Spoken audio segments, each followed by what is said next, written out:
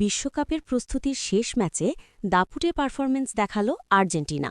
Buenos আয়ার্সের লা Bombonera স্টেডিয়ামে আফ্রিকার দল জাম্বিয়াকে ৫-০ গোলের বড় ব্যবধানে হারিয়েছে বিশ্ব চ্যাম্পিয়নরা।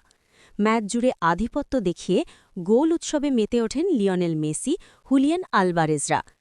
আগের ম্যাচে মৌরিতানিয়ার বিপক্ষে জিতলেও পারফরমেন্স নিয়ে সন্তুষ্ট ছিলেন না কোচ লিওনেল স্কালোনি। তাই এই ম্যাচে একাদশে একাধিক পরিবর্তন এনে নতুনভাবে দল সাজান তিনি। শুরু থেকে শেষ পর্যন্ত খেলেন মেসি। শেষ দিকে গোল পোস্টে পরিবর্তন এনে এমিলিয়ানো মার্টিনেজের বদলে সুযোগ দেওয়া হয় হুয়ান মুসোকে। ম্যাচের শুরুতেই আক্রমণাত্মক ফুটবল খেলে এগিয়ে যায় আর্জেন্টিনা। চতুর্থ মিনিটে লিয়েন্দ্রো পারেদেসের পাস থেকে মেসির সহায়তায় গোল করেন হুলিয়েন আলভারেজ। এরপর প্রথমার্ধের শেষ মুহূর্তে নিজের নামও স্কোরশিটে তোলেন মেসি।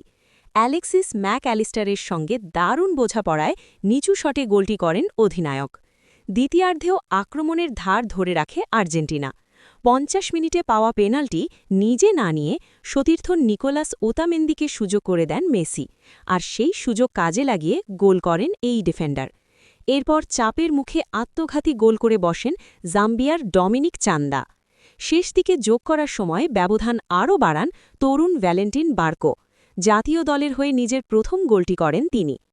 পুরো ম্যাচে ৭৬% বল দখলে রেখে ৯টি শট নেয় আর্জেন্টিনা, যার ৫টি ছিল লক্ষ্যে।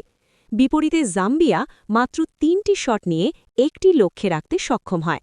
সব মিলিয়ে বিশ্বকাপের আগে ঘরের মাঠে শেষ ম্যাচে দারুণ এক জয় নিয়ে আত্মবিশ্বাস নিয়েই মাঠ ছাড়ল আর্জেন্টিনা।